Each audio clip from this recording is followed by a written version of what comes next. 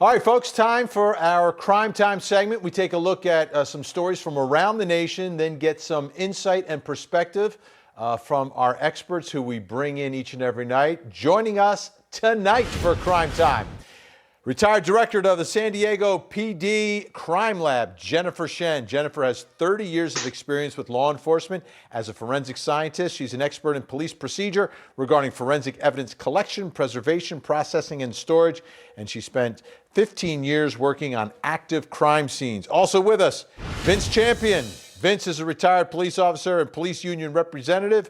He served as a police officer for 2 decades and has handled homicide reconstruction and trained fellow police officers as a firearm instructor. Jennifer, Vince, great to have you both back on the show. Let's get to our first one, which comes to us from WKBW in Buffalo, New York.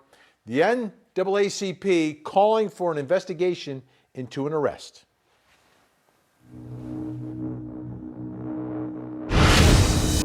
My eye got broken in 2 different places. My shoulder blade is broken. My scapula split in half. It needed to take at least a year and plus for recovery. For the first time, we're hearing from 30-year-old Quentin Suttles, the man seen in this cell phone video being punched on the ground by a Buffalo police officer. I need to see an eye examiner tomorrow about my eye because I'm seeing double vision. It was Mother's Day when Buffalo police say Suttles was driving the wrong way on a one-way street when officers pulled him over. The police report says officers smelled a strong odor of marijuana and says Suttles began to tense up and become combative. As officers were patting him down, police say he began to fight, resisting arrest. We should be treated and respected with dignity for the human beings that we are. Suttles says he's had interactions with these same officers before. He says minutes before the encounter, he saw them as he was getting gas at the gas station. He says they began to follow him, and that's when he turned the wrong way down Madison, a one-way street. They wouldn't head down the street. And when he pulled out, he saw him coming. Police say Suttles had a white substance on him. In the video, you can hear officers say, "I'm trying to get the drugs." Erie County District Attorney John Flynn is investigating. Each officer was wearing a body camera. And while both the DA and the Buffalo Police Department conduct their own investigations, both officers involved remain on the job. The NAACP Buffalo is calling for a full investigation into this arrest and use of force and is demanding these officers be put on leave until the investigation is complete. These arrests on video never look good. But the question on this one, was this excessive force that was used? I mean, I think most people are pretty upset by those repeated punches to the head. Vince Champion, I'll start with you. From your perspective, watching that video, what do you see? Well, 10 plus years of training officers, one of the things that we always train, no matter when we're in a fight or anything like that, the head is always considered a red zone. Basically what that means is you try everything you can not to hit the head. I understand what the officers were trying to do. Subject had his hands underneath him. They were trying to get the hands out is what it appeared, whether they were trying to get the drugs out or trying to make sure he didn't have a gun. I just don't know that the constant strikes to the head is what, again, I don't know what they're trained, but in most agencies, we do not strike to the head. Jennifer Shen, watching this video, it's got a lot of people upset. They're still on the job, but there's an investigation taking place.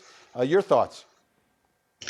You know, it just looks terrible. It really does, and I agree. The head should be the last thing that someone is hitting. I like to really wait for investigations to be done before I comment on things like this. And I'm really happy in this case that the NAACP is calling for an independent investigation, because I think the only thing that will bring some closure to this event is if there is, in fact, an independent investigation, independent of the police department, the district attorney's office, someone who can really take a look at this and come to the conclusions after looking at all of the evidence, all of the videos, all of the circumstances, and then they'll have to see what they have to say about that. But I'm glad that's going to be happening.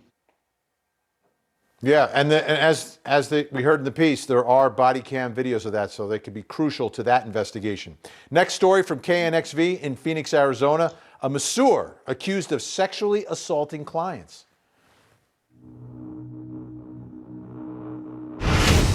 This investigation started in May last year, but Phoenix police wouldn't confirm the suspect's name to us or provide us with his picture, vital information for the public safety.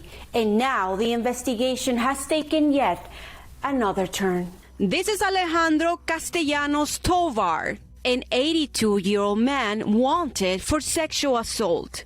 Last May, at least 5 women went to police saying he sexually assaulted them during massage therapy. In their police reports, they all named Alejandro Tovar, even provided the same address where the alleged attacks happened. But somehow those reports fell through the cracks. After our first story aired last June, at least 11 more women came forward to us. Similar accusations, one from as far back as 2008. In August, Tovar's family told us he had left the country to Africa. His home sold in July. He was never interviewed by police. Now, a year later, silent witness offering $1,000 for information on his whereabouts. They say it's been 3 months since Tovar's information was released publicly. The victims say they were not notified of new developments in their cases until last week. It's just traumatizing. When I got that call, it was just like, I was shaking. Stephanie Trujillo, the first victim to come forward to Phoenix police last year, says a detective told her the U.S. Marshals are working to find Tovar. He can't hide now that he has an active warrant for his arrest. And even though there are still no charges against the Salvador, Stephanie says she feels hopeful. I know U.S. Marshals is going to find him. Okay, you've got so many witnesses and accusers here. Why weren't there charges? Why did it take so long here? Jennifer Shen, some of these, if it's someone giving you a massage, there's only 2 people there, but there's an opportunity, if someone complains, that you can somehow get an investigation going here. I would agree with that completely. There is a problem, obviously, with just the 2 people present and a lack of forensic evidence because they're in a situation where there's a lot of contact. So DNA, that type of thing that might normally be helpful, isn't helpful here. However, the thing about sexual assault investigations is they're very complicated. They're complex. They take a long time to put together. And, they really have to be put together well, investigatively, in order to meet the hurdles that the prosecuting agency will have for them and then go forward. That all being said, when you have so many victims saying the same thing, I'd be surprised if they weren't doing some sort of undercover investigation during this time to try to get this guy, because that does seem surprising that they hadn't moved forward with an investigation with so many victims. Yeah, Vince, this one has me a little perplexed as well. I mean, it's almost too late now. If he left the country, I don't know if they're ever going to track him down, if that's actually the truth. But at the end of the day, it seems like everyone was moving a little bit too slowly here. Yeah, absolutely. Our U.S. Marshals are good. They could, and possibly they will find them, but the chances are slim to none. And if you've got that many witnesses coming forward saying the same thing, and that's the other issue here.